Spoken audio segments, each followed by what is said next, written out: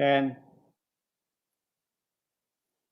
the coronavirus pandemic has disrupted many things, but one thing it has also shut down film and television production. It's changed our viewing and entertainment choices at home as well. But as the industry considers returning to work, it will have to navigate a very different world with this lockdown.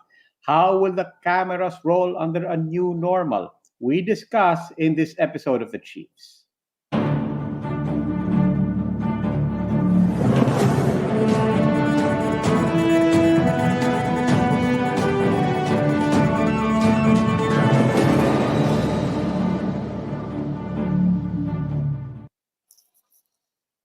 Welcome to this special edition of The Chiefs. With me right now is Lucy Cruz Valdez of News 5. And Lud, kasama na ba natin si Ami? Parang hindi pa yata. Hahabol yata si Ami. Yeah. Ami Pamituan po, Philippine Star. I think, I understand will try to join us a bit later. But Lucy, welcome. Mukha tayong dalawa muna. Welcome din, Robbie. Excited na ako sa guest, pero sige, magchikahan muna tayo. Balitaan muna. Well, Yeah.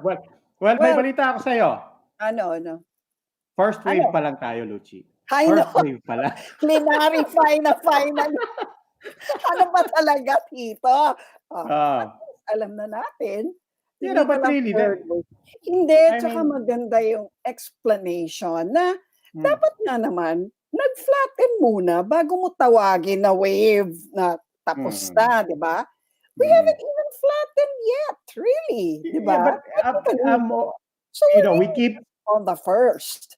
Yeah, but none of us are public health experts here, but we always bring up one very basic problem of messaging, of communication. And again, I think one of the basic problems is definition of terms.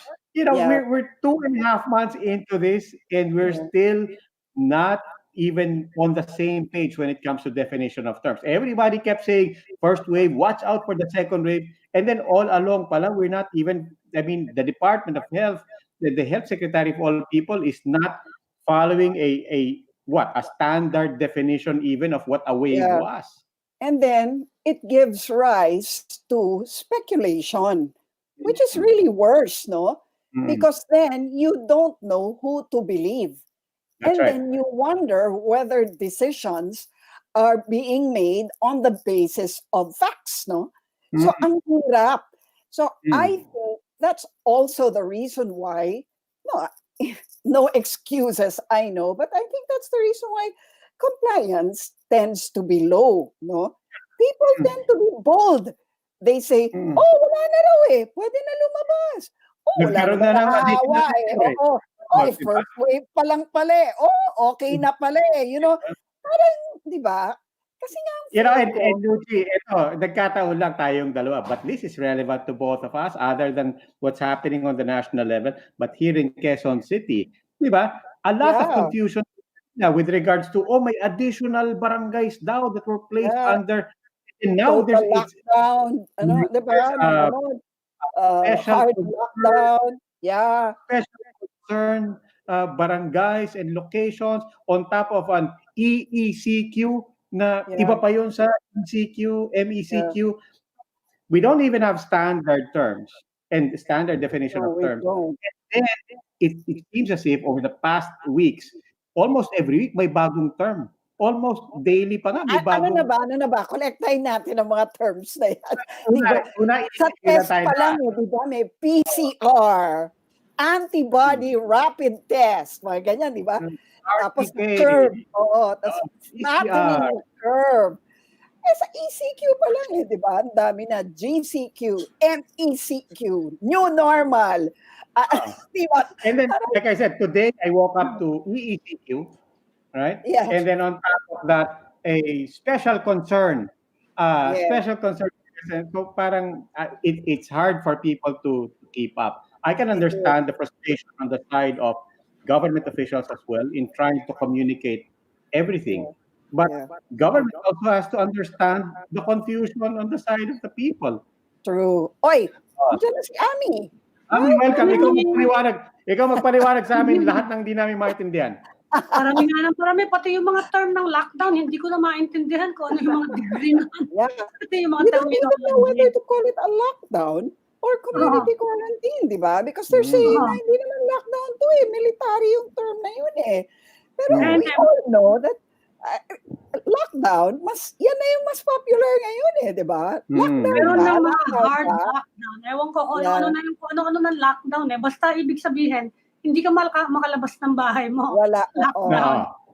That was actually, that's a good point. That was actually an easier thing for people to understand. Basta lockdown, kulong ka. Di ba? Either lockdown o laya. Yan. Diba? Pareho sa Baclaran, nilaparan na ngayon. Imbis na street lang the barangay na, the entire whole barangay na. Ayun, at least naiintindihan na. Anyway, nalilito na ako, nahihilo na ako. Showbiz na lang tayo. Diba? Showbiz na lang. Sige. Nalilito din ang showbiz na yan. alam ko si Lucy lalong-lalo na excited sa topic natin ngayon. But, pero wala rin, speaking of lockdown and wala ring takas tong topic na to. Kahit pa showbiz ang pag-usapan, walang takas to. ECQ pa rin ang bagsak nito. Okay. Let's call in one of our favorite people, of course, from the entertainment industry, from media industry in general. We have with us to talk about the current, new, and maybe even a better normal for the film and television industry. Direk Jose Javier Joey Reyes. Direk, welcome po to the Chief. Hi, good evening. Thank you for having me. Good evening. Good evening. Magandang gabi sa inyo. I was just about sa definition of terms ninyo. MECQ, EECQ. All I know is when it became MECQ, pwede na akong lumabas ng bahay. You see? But I guess pag EECQ, ikakandado na nila yung mga pintuan ng ating mga bahay. I don't know. I don't know. So paano ngayon yan, Direk? Pagka nagtawag kayo ng, I don't know what you say in the film industry, when you gather everyone, sinong makakarating? Oh, well, may shooting ba nangyayari? May shooting ba ngayon? No, you know what? We've been gathering a lot virtually like this, hindi ba? As never before na ang dami-daming meetings na ginagawa because we anticipate and we really, really, really want to get back to work. 2 months na wala kaming trabaho, no? 2 months na wala kaming trabaho. And then we came to realize that just because of this invisible enemy, okay, this virus, it just completely shattered all our plans for the year. And, we don't feel so bad because it has shattered the plans of everybody all over the world and in all the businesses, right? I mean, consolation lang yun it's a consuelo de bobo na hindi lang kami nagdurusa, di ba? Ang buong mundo nagdurusa. And everybody is in confusion because, yes, we have to accept that there is a new normal, but we don't know what it is. We don't know how it will be operationally, hindi ba? Especially in our business. I'm sure, hindi ba? For instance, Ami is in the studio right now, and the studio is practically empty, right? It's bare. And this is not the way we work, hindi ba? This is not the way we work. Unfortunately, hindi ba, Luci? Unfortunately, guys, hindi ba? Ang trabaho natin requires a lot of people. A lot of people together. But now we can't do that anymore because first and foremost and most paramount is the health and safety of people.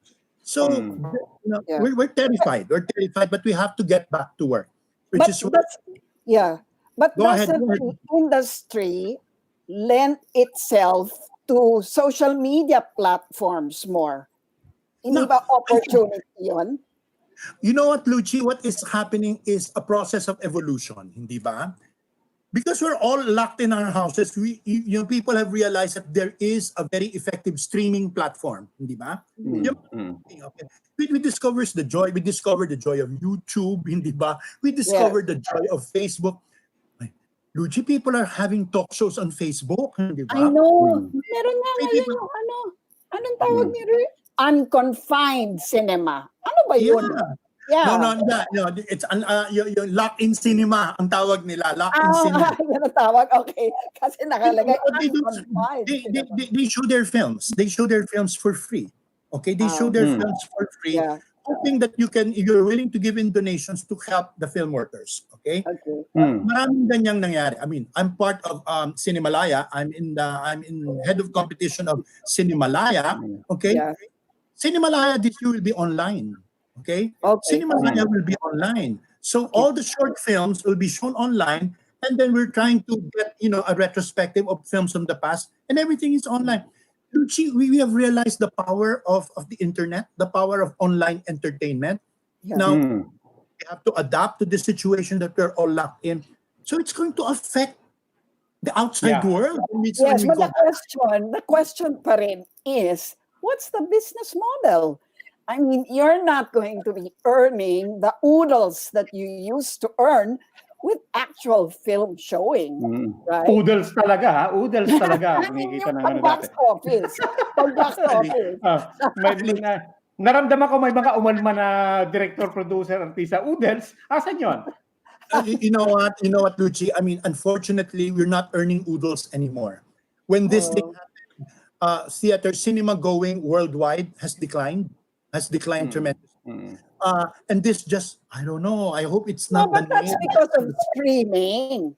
Yeah, that's true. Yeah. No, not only streaming, okay? The whole internet entertainment, ang dami na kasing options. Ang dami na. Okay, I mean, there's Netflix. But you can, at least sa streaming, no? Streaming. Director, sa streaming you can sell di ba? At least you can go to Netflix. Pero ito, this is not really cinema. You cannot shoot. Ang cinema, you need mas madalas na you need an enclosed space. This is online entertainment and streaming are not cinema. No, it's not. I'm sure you're talking about it among yourselves. Kaya bang mag-shooting na merong physical distancing? Siguro yung mga cameraman pwede maghiwa-hiwalay. Pero paano yung mga actors? I mean, are you discussing this at all? Wala nang kissing scene. Yes, we are. Kasi hindi naman pwedeng puro ganito. Ano ba naman to? Nagsasabi. This is not cinema at all. No, it's not. No, I mean, that's why the kids. No, I call them the kids because everybody now is much younger than me. Okay, all the guild members, they all got together, organically. Okay, nobody told them to get together, but all of them started discussing, the production designers, the cameramen, the production managers. The guilds got together and says, let's do the protocol, okay, so that when we go back to work during the COVID era, okay, we have a kind of protocol to safeguard, okay, our particular fields of specialization. Yeah, Direk, I wanna jump into that and really start off on that. No, when you say protocols, give us some ideas on new ways and the new parameters that you'll have to be working with at least for at least another year, maybe another 1.5 years.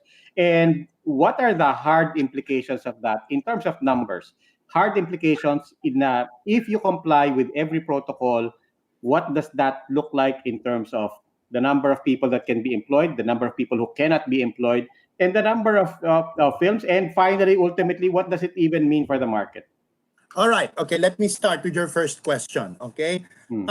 These protocols are just the baseline protocols which are done by the IAG. Okay, the IGA rather. In other words, nakasulat dito yung mga pwedeng gawin, nakasulat dito yung mga proseso, pwede mong i-adjust yan based on the budget of your movie. Kasi kung susunod, kamahalan siya. Okay, let me give you some example. Every production must require one trained quarantine or safety officer who is medically, who is trained, licensed, okay, disinfection and all that. Every set must have a medic, okay, whether it is a nurse or a doctor, basta every set must have a medic and a standby area kung mayroong madiscovering may sakit. Okay? Yung protocol then na here's the big patama, whereas before ang mga movie sets would have about 150 people, 120 people. Ganun karami? Wow. Yeah. Now the maximum is 70 people. Okay, so automatically 50 people. Dami pa rin. Luchi, kasama dito yung mga barangay tanod ng mga places na kasama dito yung mga that's it, 70 lang yung kakayanin talaga, and saka may mga physical distancing even the moment you enter the set. The drivers are not allowed to enter the set, okay, the actual set. There are pods, okay, and each pod is dedicated to specific jobs. For instance, there's the video village where the director and the monitors are located. There is the actors pod. There is the production manager's pod, and then there is the art department pod. And you can't go around the pods. Okay, you have quarantine marshals guarding each pod so that there is no unnecessary interaction between people. Okay. Here's the fun part pa. There was a time that they were saying that even, would you believe, makeup artists have to wear PPE? Sabi namin, mamamatay naman ito mga makeup artists. Gloves lang, gloves. Oo, sa init lang, ano? So, there are certain people who throughout the entire production, the director, the assistant director, the production manager, the art director, lahat kayo naka-mask at naka-face shield. You cannot remove that. Paano yung mga artista? Yung mga Alam na naman face mask. everybody wears a face mask. Mga artista, naka-face mask lahat yan. Okay? Hindi, sa eksena, paano? Aalisin naman yung face mask, ano? Siyempre, may mga mawawala diyang mga scenes, no? Ano yan? No more kissing scene. No more hugging. Tanggal na ba yun? Wala na? No more kissing scene, no more hugging.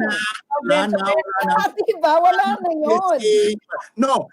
But then there is a stipulation doon. Kapag, okay, pumayag yung artista mo, dahil both naman are assumed to be healthy, hindi ba? Magpa-test. No, you have to have a test. Yeah. Okay, before you can be part of the production, you have to have a test or a DOH-approved form to trace your everybody. Okay, you know what's going to be very expensive, Lucci, because this is one suggestion. What? Okay, the moment you start shooting, you're all isolated, you're all living in a hotel. Oh my God! Oh wow! So, direct. This is all very fascinating. I don't mean to be the clinical one here. But automatically 50% of the number of people in a shoot, wala, tanggal. That basically stands as proxy, as representation of the number of jobs that are already at stake. On the other side of it, production costs go up with all of these new elements, new protocols, new requirements. By how much will production costs go up? Are you ready for this? 30%. Okay. Wow. Production cost. So let me just recap. Ano You lose mababawi 50%. You lose 50% of the job, and you raise production cost by 30%. And paumpisa pa lang tayo ng production. No, it's not only that. Wala ka pang venue because movie houses Wala, won't. exactly. Movie houses. Movie houses cannot be 100% filled up, right? Oh, wala ka pa sa market. We're not talking about the market yet. Okay. All right, Lucci, you know how many kapag nag-social distancing sa loob ng movie house, it's only 30%.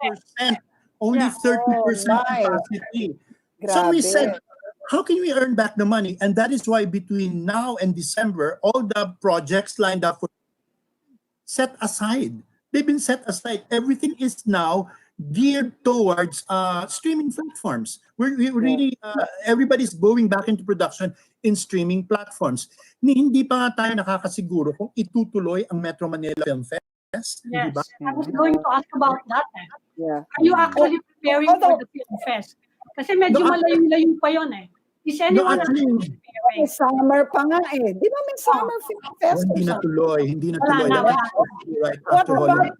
What about drive-thrus? I know that it sounds really, really throwback. That's a suggestion. But some people are now suggesting the revival of drive-thrus. That's yun. Natawa ako, di ba? Paki-explain. No, kasi somebody raised that there was a drive-through cinema here in Manila sometime in the 1960s, and it was in Fort Bonifacio. But Naalala yun ni Lucci. Sobra ka kasi. Sabihin ko pa naman, Lucci, na nung nanonood ka, Lucci, sa drive-thru, Lucci, wala rin namang nagde-date si kissing scene nung Lucci. panahon na yun eh. Guys, wait. Noong pinanood ni Lucci ang 10 Commandments, okay? Sa drive.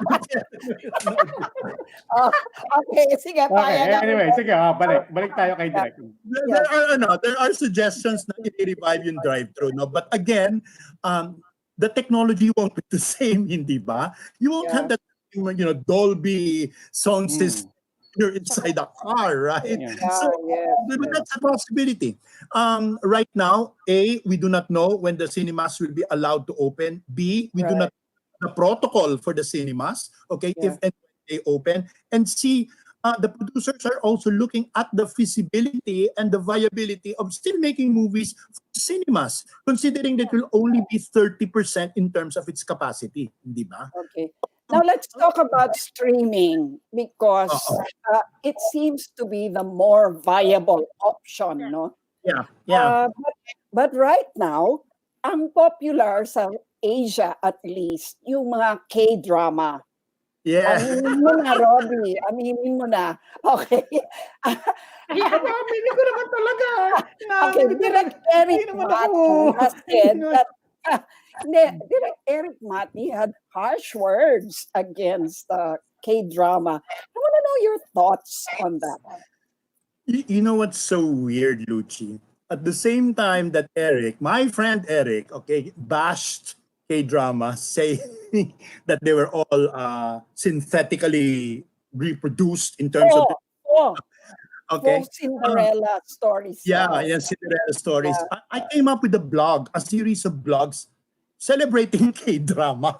Okay, so two different camps. Okay, and why did I do this? You see, guys, I'm so bored at the start of the ECQ. I was going to Groundhog Day every day, right? It's Groundhog Day. And so my friend would say, why don't you watch this Crash Landing on You? Okay. Yeah. And that, okay. Binge watching. Actually, ako rin, I only started watching K-drama during the ECQ. And I actually found it very entertaining. I don't know if it's just because it's a different language, different faces, different setting, no? But it was actually very fascinating to me. No, and if you really... It's not a common experience. No, and if you really look into it, if you really study the structure, the themes, okay, and even the tropes that are used in K-drama, yes. It's for the world. It's not just... it's for the world while promoting Korea. Ang galing ng promotion. Wala ka napapansin. Yeah, but they always show eating Korean food. Tapos laging pinapakita yung mga tourist spots. Laging may drone shot of some place. But there's a point. There's a point here, diba, Direk? I mean, not just K-drama, but K-pop and the export of the Korean brand in general. As you all know, this was a government-supported campaign. This is not organic na ano. Parang they really invested in that, which brings up the point. Whatever takeaway you can have from K-drama or any other cinema out there, you need government. You need that support, especially in times like this. Yeah. Okay. All I could say to that is Pero Direk, what kind of support would you want from the government? You're discussing this with members of the industry. Do you have any specific suggestions? How can the government help you? Or maybe how can the private sector help you at this point? Kasi mukhang magkakatagalan tong problema to. And it might kill the industry, no? Sayang naman. Yeah. Well, in terms of the government, what we need is really, tax holiday, okay? Philippine movie industry is the most heavily taxed motion picture industry in the world. Okay? Really? How? Okay. Explain. Give us an idea. Give us an idea. Yeah. For every 100 pesos that you pay to buy a movie ticket, okay, 30 pesos, okay, automatically goes to the government, okay? 30 pesos, okay, 30 pesos goes to the theater owner, and only 30 pesos goes to the producer.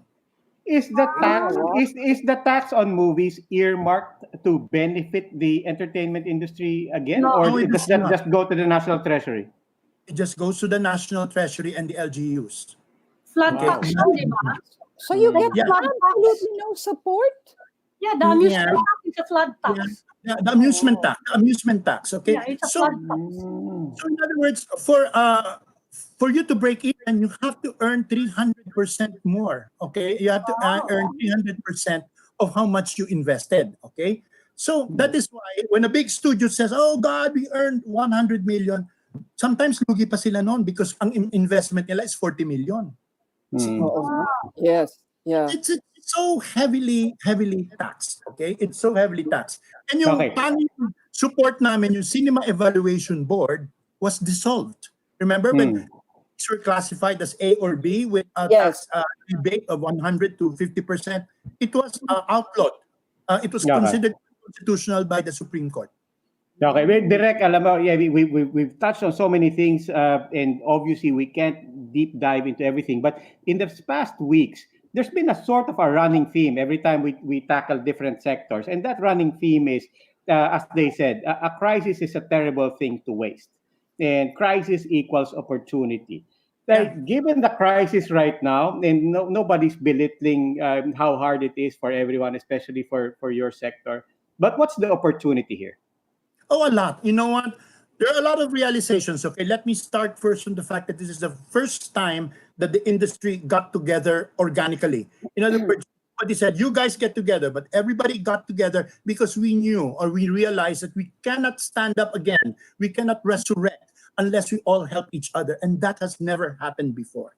Okay, that in itself is very important because now the elders, okay, the producers, are sitting down with the guilds. They're being treated as equals. Hindi na nangangahulugan na dahil ang producer ang may pera, kami lang ang may say. Now we listen to everybody because we need to help each other. That, I think, is an important development. Secondly, God, I mean, sinasabi ko naman all the time, no? My mantra throughout this experience is accept, okay? After accept, adjust, then you advance. Okay? Accept the situation, adjust to the situation, then you need to advance. Innovation is needed, and we're beginning to innovate. We're beginning to create projects which are COVID-friendly, hoping that, we could last for a year and a half, which is something like that. Okay, what is a COVID-friendly film? What is that? Okay. Low cost, very few locations, very few actors, very few competent and, if not excellent actors, and at the same time, very organized production. We are actually professionalizing out of necessity. There is need to really... But doesn't that constrain your creativity? No. That's the challenge, Lucy. That's the challenge. Pag sinabi mo, what can I do? This is the only thing I can do. Then you just might as well stop. Hindi ba? Okay. Yeah. You need to just keep on fighting. Because if we all think that way, na, ay, ano ba to? Ano magagawa natin? And some producers have actually ventilated such ideas. Sabi namin, no, you gotta fight. And you know who's offering the innovation? It's the kids. Okay? Yeah. It's Will the you be relying, speaking of innovation, will you be relying on technology like artificial intelligence, for example, in movie CG, production? computer graphics, no? A lot of CGI, a lot of special effects, okay? Yes. And there are people who are doing movies using the Zoom as the center point, like this. I mean, you have to play with technology. You have to use technology to overcome the consequences of the pandemic. So, Direk, just to be... Will AI be replacing human resources? I think that's my question. No, I will hope you be not. forced to replace human resources with AI, artificial intelligence? In our third world setting, AI would still be a far, far dream. Okay, more technologically refined, and then AI becomes more accessible to production costs. Perhaps. As of now, I doubt that very much. It's all a lot of the Filipinos' sense of survival and innovation. Direk, how do we ensure? I mean, I agree. When you have constraints, it forces creativity, it forces innovation. On the other hand, it could also force people into shortcuts and going for the least common denominator. It could be a race to the bottom. How do we ensure that the current constraints engenders innovation and creativity rather than a throwback to pito-pito. All right. Malalaman mo naman kung pito-pito o pinag-isipan Alam mo naman ang produkto ng henyo at ang produkto ng isang bobo, hindi ba? Makikita mo naman yan hindi ba? I mean, I think it will be so easily seen in terms of the product And in these platforms which we're doing for, may quality control yan, may quality control yan. It means you have to deliver a certain kind of quality in order to be accepted. So hindi mo pwedeng ratsadahin lang hindi pwede. That's right. That's true. Right now you have sort of this quasi de facto council. I mean, the streaming platforms are effectively a council right now, whereas before no pito-pito, the market was unvetted. No, but you'd be surprised, Sarah. You'd be surprised. I know for a fact that certain studios are going to be opening their own exclusive YouTube channels, which will, which will show web series and the likes and this is a testing ground for eventually developing their own channels of video on demand. So that's another route of innovation. Kaya lang, does that limit also the number of genres that will now allow themselves to play out with smaller budgets and sabihin na natin, streaming audiences rather than cinema audiences? Okay, just one word regarding that. Lucci, streaming is not covered by the MTRCB. Okay. Okay. So you can go there. Okay. Tahimik ka lang, mamaya biglang ipasok. I actually talked to Chairperson Rachel Arenas, and I was asking her, is the MTRCB still covering streaming? Sabi, that's a really gray area. We're not into that. We have a lot of problems right now, but I think it's not covered. Okay, sabi namin, since it's not covered, you can do things, which you can't do in movie houses. Okay, yes. So that's really wonderful. Something to look forward to. Yeah.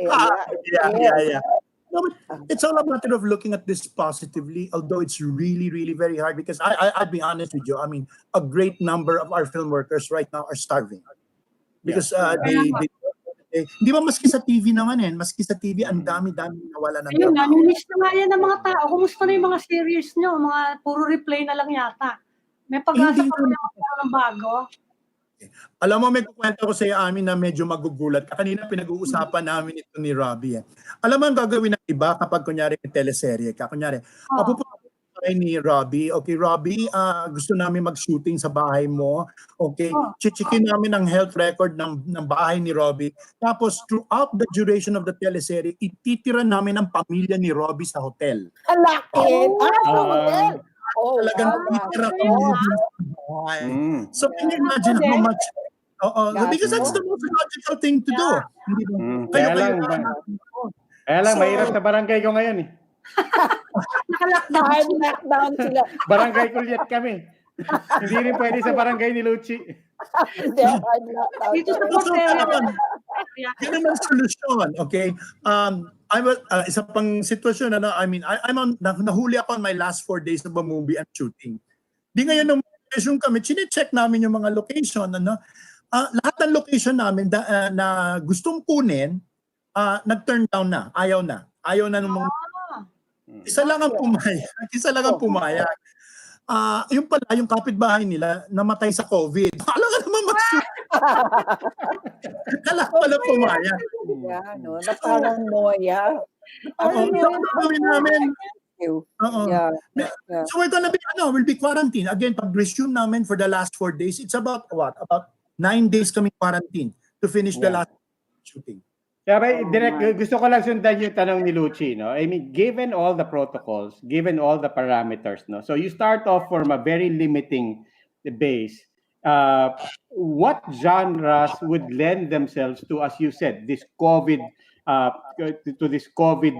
safe cinema making? I remember Eric Mati's post on this na hopefully it cannot be this. I mean, hopefully we don't just grab the low-hanging fruit of social media themed exchange in real time and so on and so forth. What do you see as a viable, challenging, but at the same time not necessarily COVID for COVID's sake. That's something, a genre that goes beyond this moment. Well, for one thing, we are developing a horror movie. Okay, we're doing a horror movie. Okay, which is COVID friendly. Okay, meaning one location, the whole movie takes place in one isolated location. Okay, we are developing a comedy. Okay, we're doing a comedy series. Okay, which is COVID friendly, which would integrate both internet and live action. Okay, you can have dramas. Okay, you can have web series, and it's been done. It's been done. Now, regarding Eric's, I see Eric's concern, but naman Eric, hindi ba? Eric Mati is Eric Mati, okay? It's not that you're going to be constricted to, just purely COVID themed stories. It's all up to you. It's all up to you. It's an open season, okay? And it's up to you to make the most out of this situation in order to innovate and to create something new. It doesn't mean that you get to something which is expected. Okay. How long before you think things will be closer to normal, or closer to the way they were before the pandemic? Alam mo, Lucine, hindi ko pa muna iniisip yun eh. Iniisip ko when is it going to be safe to shoot again. Okay. Okay. But siguro we're talking about yung PC. Gaano kahaba ang PC ng movie industry dito? At sino ang may PC? Sino ang may PC? Oo, meron ba? Yan ang ating kikilatisin, okay? Ang alam ko na ang haba-haba ng PC meron pa yatang problema sa Kongreso, okay? So Oo nga eh. So Pero kaya ba na franchise noon? Nang start ano sila? yun? Yung grupo nila, Hindi yung naman kailangan ng franchise noon, di ba? No, but still, pero dama yung PC mo doon. yung mga senior actors ninyo, kumusta? How are they faring? Dito You sa senior actors, you know what, Ami? I found that to be so ageist na ang lahat pa sa oras na 60 and above ka, you cannot work anymore. I mean, it's unfair. yun, paano yun? I'm 65. Sabi ko, you're gonna make me stay home and wait for the angel of death? You're not gonna stop me, no? That's true. Okay, the point is that we were able to adjust that, and the only three concerns. One is you do not have a pre-existing health condition which is very COVID conducive. That is, kung malala ang diabetes mo, kung meron kang major heart condition, baka mag-second thought kaming gamitin ka. Kung 60, 70 years old ka, malakas ka pa sa kalabaw, why would we deprive you of an opportunity to work, right? Right. No, Yeah. I mean, everybody, we just have to see, okay, you have to see the condition of the senior actor in the same manner that for me, the bigger problem are the kids, the minors. Hindi ba? Direct, meron ba tayong... Yeah, what Yeah, about sorry, the Luchi. discovery of new talents? Is that going to be hindered by this? Oh no, Luchi. Talaga? This is the best opportunity for new talents. Why? Naghahanap ng break. At saka, mura sila eh. Okay? Naghahanap sila ng break. And ikatlo, they will be given jobs which otherwise they would not have gotten in a normal situation. True. Because they will be given dramatic roles and all that. Because choice sila now, it's labanan ng talent, hindi labanan lang ng mukha. Okay, so stars-wise, sino yung mga namimiligro? Sino yung most threatened? Yung malalaki.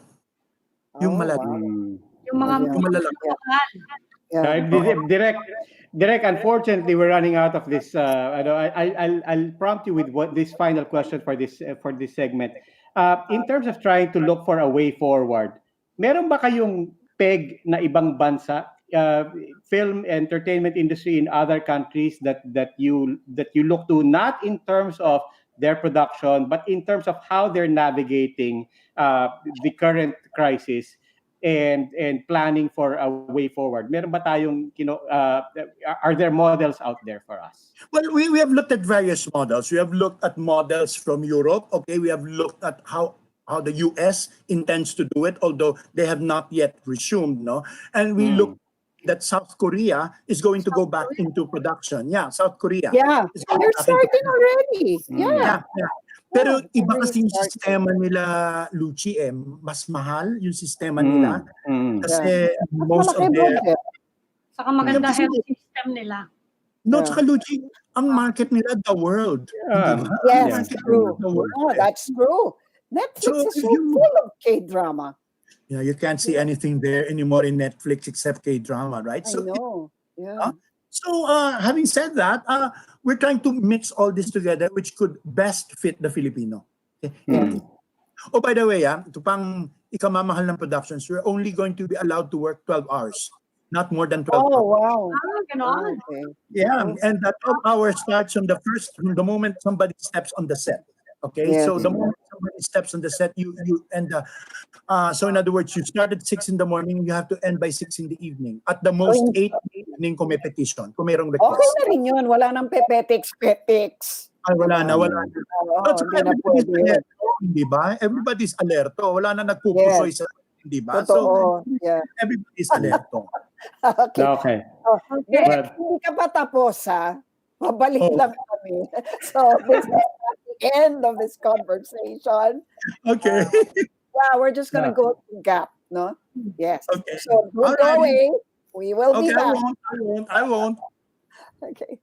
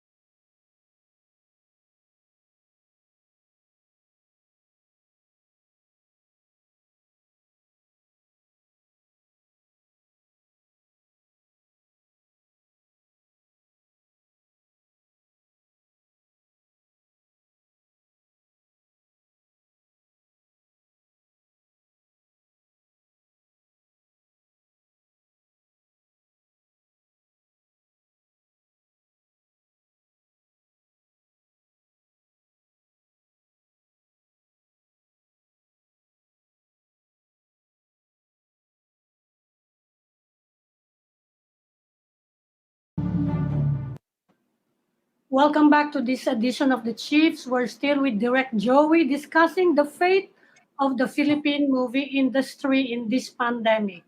Direct, kanina you said yung ibang karamihan sa Netflix are movies that are built for, we were talking about the South Korean movie industry and you said their movies are directed toward the world market. Pero Yeah. hindi pa tayo pwedeng ganun din. Kasi marami na rin ako napanood na Korean movies and hindi naman sila actually very high budget, except for the special effects, of course. Yung karamihan mga drama, like Parasite, medyo, ano lang naman yun, it's just, it's a dramatic movie. Pero hindi siya yung high budget special effects na tipong mga avatar na mga ganon. Aren't we also trying to go in that direction? Kasi at least kung malaki yung market mo, pwede ka magbenta, di ba? Iba-ibang streaming services. You know what, Ami? It's easier to see the status of the Korean popular culture. I'm not talking about movies. I'm talking about television, about K-pop, and the whole caboodle. No, it took years, and it really took, as Robbie made mention earlier, it's a government campaign. It was a fully supported government campaign to use Korean popular culture to sell the nation. Okay, to sell the nation and at the same time become a major component of their exports. How can we relate it to here? I wish the government would have a more concerted effort and a more organized, systematic manner, okay, of really helping the entertainment industry. Okay, maybe they could just even help by talking the same language as the language of people in entertainment, and understand that we are not just burloloys used for political campaigns, and that we are actually a high-earning industry, okay, if we are marketed properly, di ba? Yeah. Yeah. I was going to ask about that. What kind of help exactly? Like in marketing, because we have a Film Academy of the Philippines. In what sector do you need the help from the government? In marketing to the world or in technological assistance? Ano yun?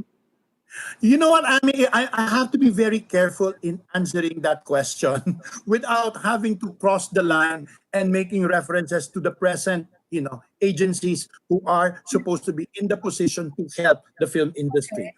Okay, all I am saying is that you cannot do this piecemeal and you cannot do this sporadically. Hindi pwede yung mga ahensya may kanya-kanyang diskarte. Kailangan organize yan at mayroong orchestration mula sa gobyerno at may end goal. Okay, dapat iisa lang ang vision, hindi ba? Hindi na nakahulugan ng maraming ahensya na dapat tumulong sa industriya, pero naman in the long run is hindi naman nagtutugma yung kanilang mga pananaw into one common vision. Okay? Like realistically speaking, hindi ba yung ating movie industry, we started way ahead of Korea, but look, Korea went on stage and win the Oscars. Hindi ba? Yeah. And the Pero K-pop phenomenon. K-pop, right? Yeah. Somebody very well versed in K-pop and K-drama told me that a lot of it has to do with the way the stars and the celebrities are handled by independent agencies instead of competing networks. Yeah, that's true. Would you agree with that? Itago natin yung expert na yan sa pangalang Joey Francisco. Okay. No, tama siya. Tama si Joey Francisco. Okay, tama siya. Unang-una, hindi ba, Luchi, wala ka napapansin? Kung nanonood ka ng mga K-drama, walang love teams. Okay? Wala. And sometimes they appear in KBS, sometimes they appear in SBS. So, hindi sila network exclusive, no? Hindi. And as a result of that, they grow as actors. They learn to interact with various actors. Ito pa, karamihan dyan sa mga artistang yan are theater arts college graduates. Yes, they have schools just for acting. Yeah. And talagang trained sila. Yung K-pop na yan, hindi ka naman nila isusoga sa entablado. Paglabas mo, pre-packaged na. You're already marketed. Sa atin, we have the talent show mentality and the reality show mentality, di ba? Ano yun? Explain. We discover the talent from reality shows are one big audition, di ba? It's an audition because while you are being sifted, while you are being selected, the audience sees you and you already develop a fan base. So much so that when the winners emerge, meron ng fan base. But somebody popular does not necessarily mean somebody who can act, right? Or dance, hindi ba? Yeah.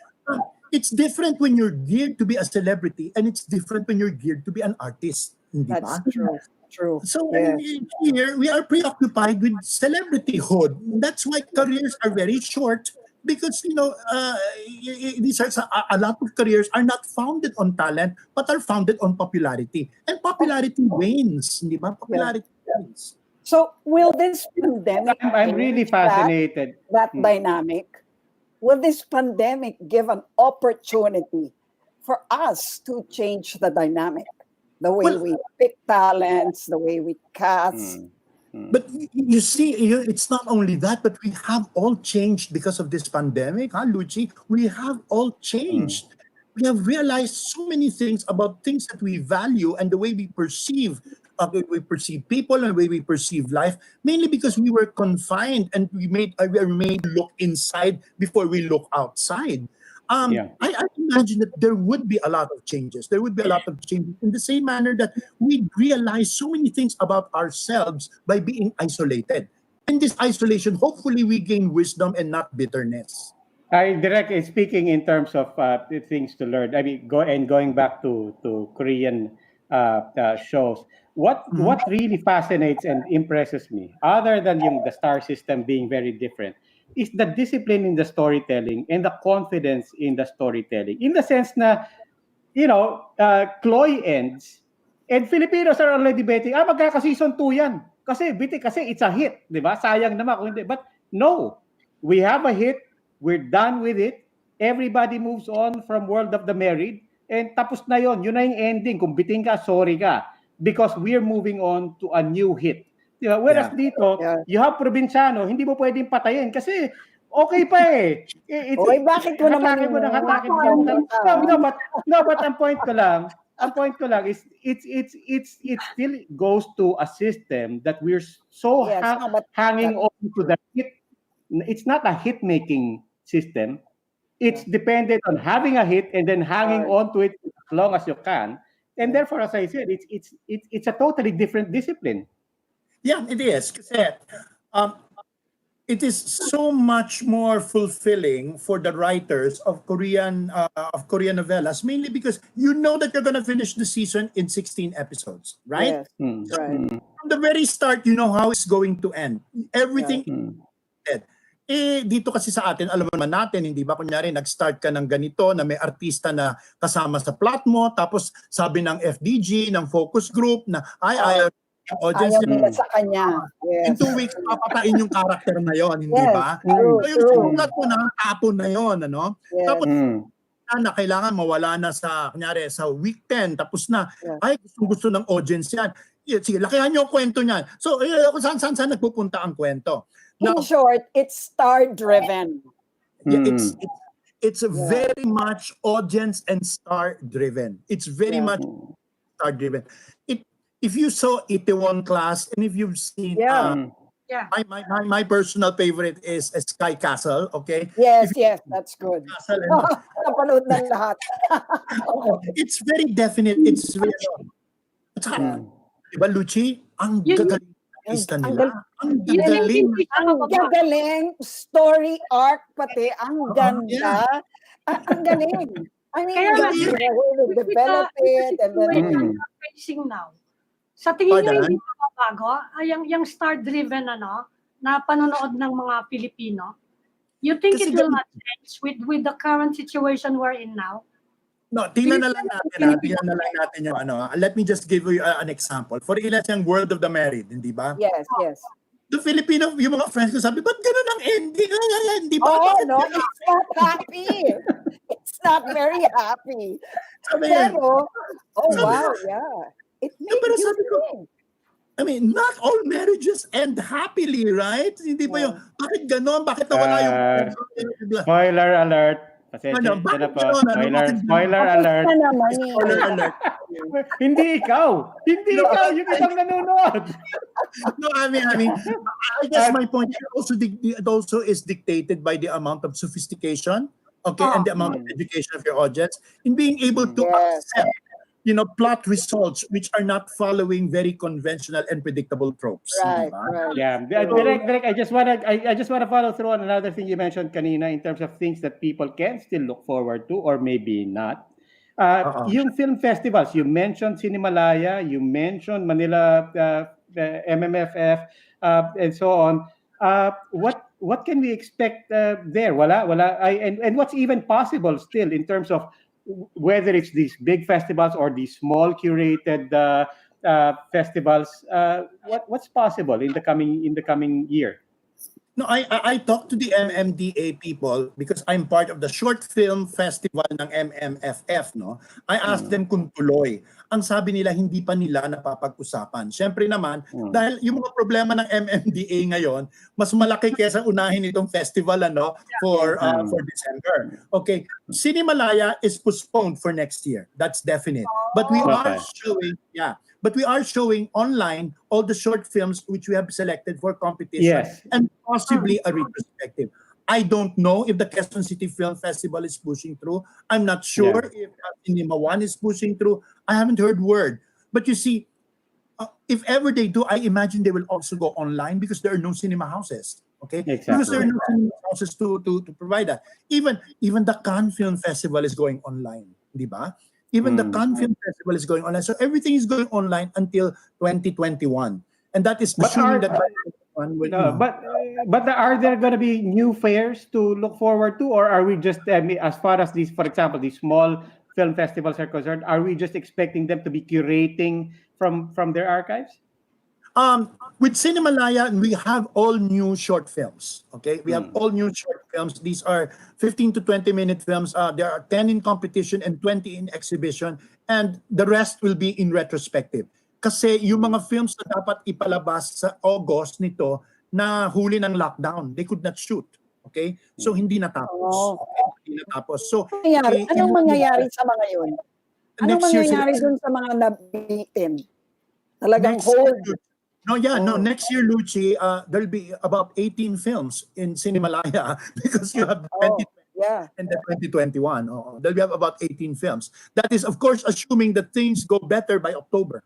Okay, that's assuming that things are, more or less going towards the normal. No, you ask Lucci when we expect to go back to normal. Yes. Honestly, the earliest is about late 2022. Direct from the, That long? wow. Yeah. Oh Direct my from the private goodness. sector. Would you want one of the industrialists to invest in a local streaming service? Would that help? Oh yes, definitely. Oh yes, most definitely. And is there a market kung may mag-i-invest? I mean, Yes. you're going to sell this to one of these industrialists. Sasabihin nyo, kikita kayo, sige na, mag-invest kayo. Para lang You see- magkaroon ng market yung local industry. No, you see, ganito yun, ano? I mean, for it to make kita, it shouldn't be just the Philippines alone. It must aspire for international market. Yes. But Hindi, meron naman tayong mga OFW. We have 10 million people overseas. no, pero hindi pa rin. Pero dapat general audience. Dapat broad. Dapat A little broad. bit of news for you guys. Even Netflix's business model is still not yielding profits as much as they want to. If something as large as Netflix cannot yield that much profit, what more, hindi ba, of a localized streaming service? There is actually one. Okay, Yeah, we in do the Philippines. in ABS, you have the I1, no? Yeah. But they only punched during the lockdown. Sumipa lang nila during the lockdown. Okay? And what is so interesting pa rin is hindi sila prepared sa dami ng pumasok bigla. Okay? Yeah. Dahil sa hindi ba who expected this lockdown to last this long. Yeah. Yes. Yeah. Well. Direct. Bago tayo magtapos, congratulations. Congratulations. Mabuhay. Ng Balagtas Award. Gawad ng Balagtas Award. Pero guys, you know what? I'm very worried. When they start giving you Lifetime Achievement Awards, hindi ba nakabahang ka? Hindi ba? Sabi ko, binibigyan Lifetime Achievement Award. I'm only on chapter 1, okay? Yeah. Direk, alam nyo, ibig sabihin ng Lifetime Achievement Award sa mga araw na ganito. Hindi kayo pwede lumabas ng bahay. Alam ko, minor. Sabi ko, tawa ko ng tawa. Kung kailan pa ako nakakulong, in-affirm yung seniority ko, no? Sabi ko, I appreciate it. I really appreciate it. Alam nyo, sa Baguio, may bagong rule. Which is? Ang Sunday devoted to seniors. Seniors. So, hindi pwede lumabas ang mga hindi senior. Okay, yun ha. Buti na lang, hindi pa ako doon. Pero alam nyo, masaya. Ang saya ng malaking discount sa butika. Okay. Okay. Well, let's all hope sandali na lang to. Multi-awarded director and filmmaker Joey Reyes. Marami pong salamat for joining the Chiefs. Salamat, Thank you so much. Thank you po. Maraming salamat. Tremendous. You stay safe, Okay. guys. You stay safe, guys. Okay. Okay. Okay. Okay, that will be all for this edition of the Chiefs. We hope what was discussed here will keep the conversation going. I'm Ami Paminton of the Philippine Star. I'm Lucci Cruz Valdez of News 5. I'm Robbie Alampay, and we are One News.